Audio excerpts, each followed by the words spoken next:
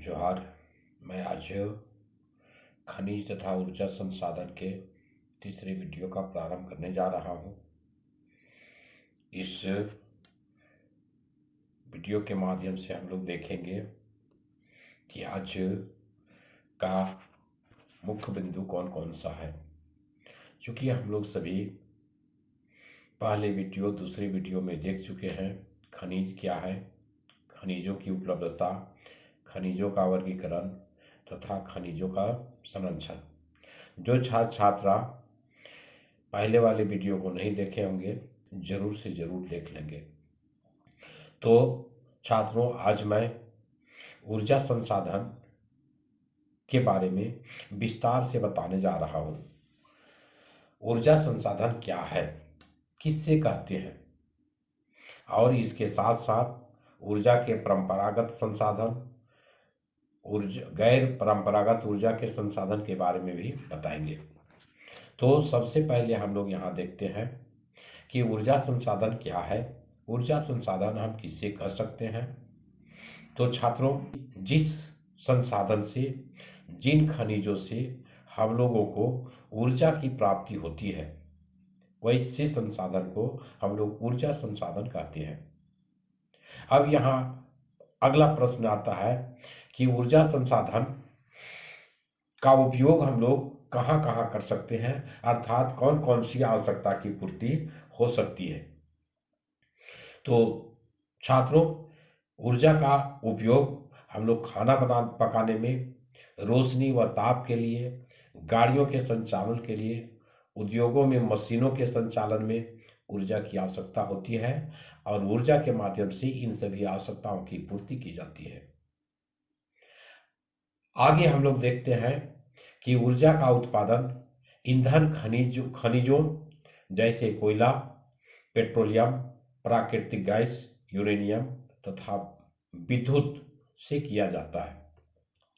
ये सबों के माध्यम से हम लोग देखते हैं तो ऐसा प्रतीत होता है कि ऊर्जा संसाधन मानव जीवन में बहुत ही महत्वपूर्ण है।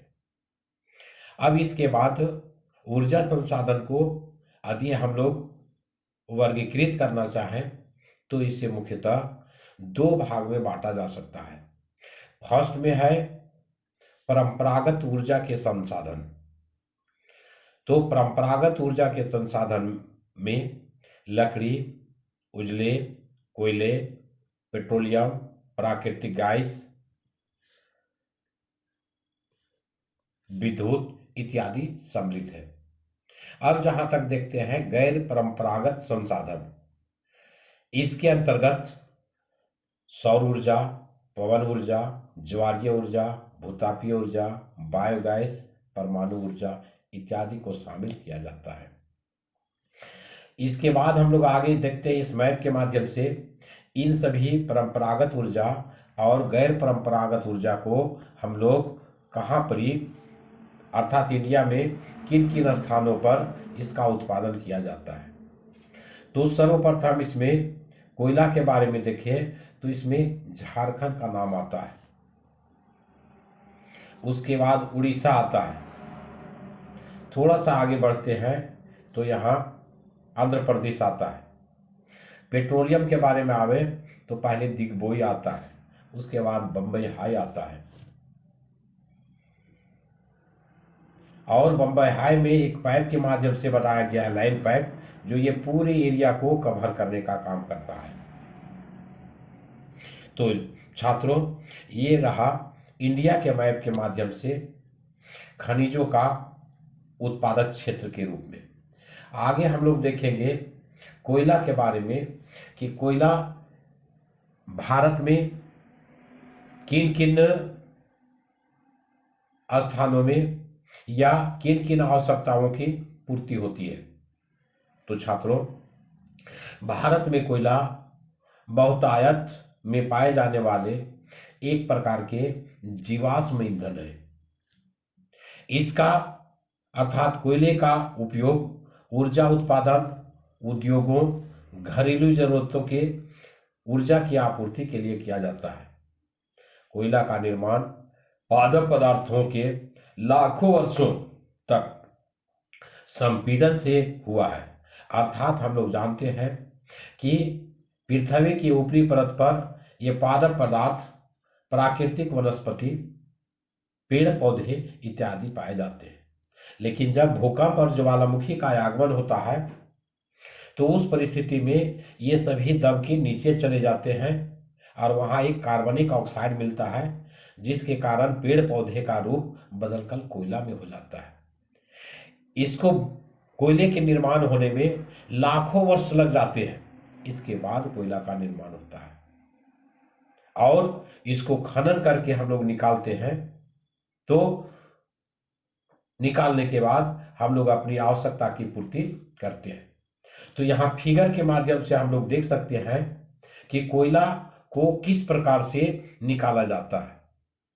तो छात्रों, यहाँ पर मालूम होगा कि कोयला को हम लोग दो तरह से निकालते हैं। एक कोयला की खदान का आंतरिक दृश्य है और दूसरा कोयला का खदान का बाह्य दृश्य है। इसको अंग्रेजी में कहते हैं अंडरग्राउंड कोल माइंस और इसको कहते हैं ओपन कोल माइंस। अर्थात कहने का मतलब है कि अंडरग्राउंड कोल माइंस के अंतर्गत एक सुरांग बना करके बहुत दूर दूर के तक खोद करके निकाला जाता है कोयले को। और बाह्य खदान दृश्य के रूप में आता है कि पूरा मिट्टी को हटा करके तब कोयले को निकाला जाता है। तो ये छात्रों, स्पष्ट रूप से फिगर के माध्यम से हम लोग देख रहे हैं आंतरिक दृश्य और बाह्य दृश्य के बारे में। इसके बाद हम लोग देखेंगे कि संपीड़न की मात्रा के आधार पर, गहराई की मात्रा के आधार पर, दबने के समय के आधार पर कोयला का भिन्न भिन्न रूप अर्थात कोयला का अलग अलग प्रकार होता है। इस प्रकार से हम लोग देखें तो कोयला मुख्यतः 4 प्रकार के होता है। सर्वप्रथम है पीट कोयला, सेकेंड में है लिग्नाइट कोयला, थर्ड में है बिटुमिनस कोयला और फोर्थ में है एंथ्रासाइट कोयला। तो एक करके छात्रों हम लोग देखेंगे यहाँ पीट कोयला क्या है या किन भागों में यह पाया जाता है। तो छात्रों, पीट कोयला दलदलों में क्षय होते पादपों से पीट उत्पन्न होता है, जिसमें कम कार्बन की मात्रा, नमी की उच्च मात्रा, निम्न ताप क्षमता वाली होती है। ये पीट कोयला का विशेषता हो गया। इसके बाद देखेंगे लिग्नाइट कोयला। लिग्नाइट कोयला यह एक निम्न कोटि का भूरा कोयला होता है, जो मुलायम होने के साथ साथ अधिक नमी युक्त भी होता है। इसमें ताप की मात्रा कम और कार्बन की मात्रा अधिक पाई जाती है। ऐसे प्रतिशत के हिसाब से देखें तो 30 से 40% मात्र इसमें कोयला की ऊष्मा की मात्रा पाया जाता है। इसके बाद हम लोग देखते हैं बिटुमिनस कोयला। यह एक मध्यम क्वालिटी का, मध्यम गुणवत्ता वाला कोयला है। इस प्रकार के कोयला गहराई में दबे अधिक तापमान से प्रभावित कोयले को बिटुमिनस कोयले का निर्माण होता है। इसको वाणिज्यिक कोयला या वाणिज्यिक प्रयोग में अधिक किया जाता है। यह मध्यम कोटि का कोयला है। इसमें कार्बन की मात्रा 40 से लेकर के 60-70% तक पाया जाता है। इसके बाद हम लोग देखते हैं चौथा एंथ्रासाइट कोयला। ये भारत में ही नहीं पूरे विश्व में सबसे उत्तम किस्म का कोयला है। इसमें 70% से अधिक 90 या 100% तक कार्बन की मात्रा पाई जाती है। इस कोयला की विशेषता है कि इसमें कार्बन अर्थात धुआं कम निकलता है और ऊष्मा ताप अधिक निकलता है। इसीलिए इस कोयला को अधिक कठोर वाला कोयला कहा जाता है।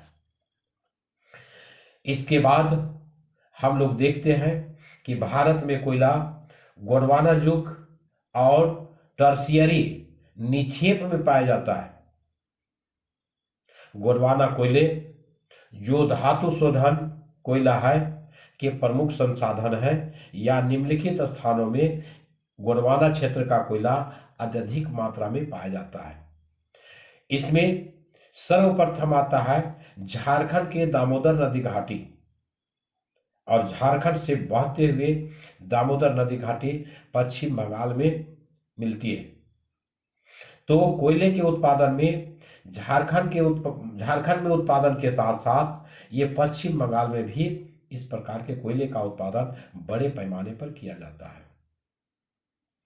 इसी के अंतर्गत आता है झरिया, रानीगंज और बोकारो।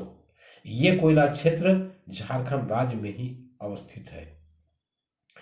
इसके बाद हम लोग देखते हैं कोयला पेटी के नाम पर गोदावरी, महानदी, सोन नदी, वर्षा नदी घाटी, इन नदी घाटियों के किनारों पर कोयला अधिक मात्रा में पाया जाता है। इसके बाद टर्शियरी कोयला का क्षेत्र उत्तर पूर्वी राज्यों जैसे मेघालय, असम, अरुणाचल प्रदेश, नागालैंड इत्यादि राज्यों में अधिक मात्रा में पाया जाता है। तो छात्रों, ये कोयला उत्पादक क्षेत्र को हम लोग इंडिया के मैप से भी देख सकते हैं कि कोयला का उत्पादन किन किन राज्यों में होता है, जो इसके पहले हम यहाँ बता चुके हैं कि इन क्षेत्रों में कोयला का उत्पादन अधिक मात्रा में होता है। इसके बाद छात्रों हम लोग देखेंगे अगला पेट्रोलियम के बारे में। पेट्रोलियम एक ताप और प्रकाश के लिए ईंधन, मशीनों को, स्नेहक और अनेक विनिर्माण उद्योगों को कच्चा माल प्रदान करता है। ये पेट्रोलियम के माध्यम से प्राप्त होता है। अर्थात पेट्रोलियम के माध्यम से विनिर्माण उद्योगों को कच्चा माल की आवश्यकता की पूर्ति हो जाती है। अब इसमें हम देखेंगे कि कच्चा तेल निकलता है और वह संश्लेषित शुद्धता कहां से होता है। तो इसके लिए सबसे पहले कोयला पेट्रोलियम को कुएं के माध्यम से पानी के रूप में निकाला जाता है, लेकिन उसको शोधन करके, जिसको हम लोग कहते हैं तेल शोधन कारखाना, वहां शोधन करके पेट्रोल, डीजल, किरासन तेल, मोबिल इत्यादि सब अलग अलग ग्रुप में बनता है और सब में प्रज्वलन ताप की मात्रा अलग अलग होती है। तो इसमें से इसके माध्यम से और कुछ निकलता है जिसमें संश्लेषित वस्त्र होता है, उर्वरक होता है, असंख्य रासायनिक उद्योगों, नोडीय बिंदु का काम की आवश्यकता इसी पेट्रोलियम के माध्यम से पूर्ति किया जाता है। इसके बाद हम लोग देखेंगे भारत में किन किन क्षेत्रों में पेट्रोलियम का उत्पादन सबसे अधिक होता है। तो अभी वर्तमान में देखें कि सबसे अधिक मुंबई हाई में होता है, जो प्रतिशत के आधार पर देखेंगे तो 63% भाग मुंबई हाई में होता है। दूसरा स्थान है गुजरात में 18% होता है। इसके बाद असम में देखेंगे तो 16% होता है।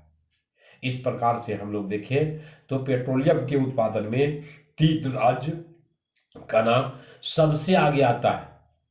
यह महाराष्ट्र राज्य है जिसमें मुंबई हाई आता है, दूसरा गुजरात है, तीसरा असम है।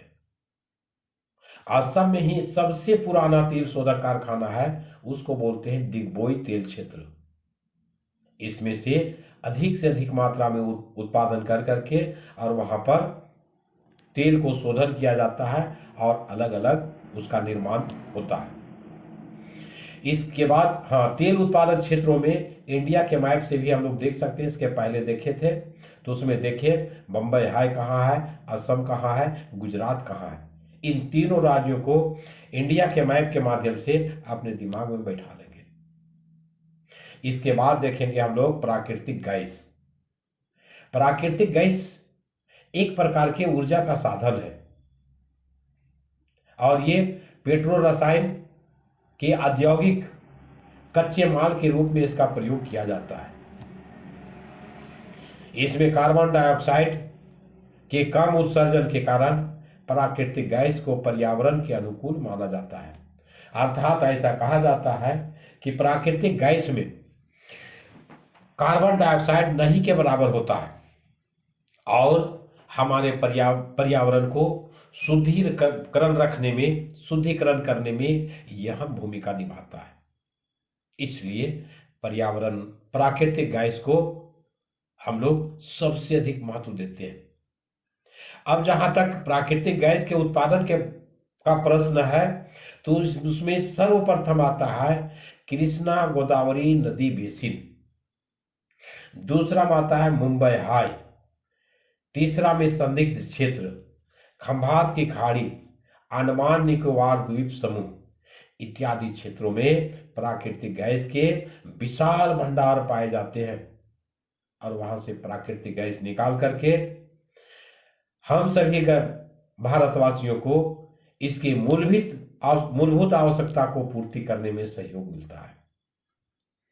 अब आज का वीडियो इतना ही। Thank to all.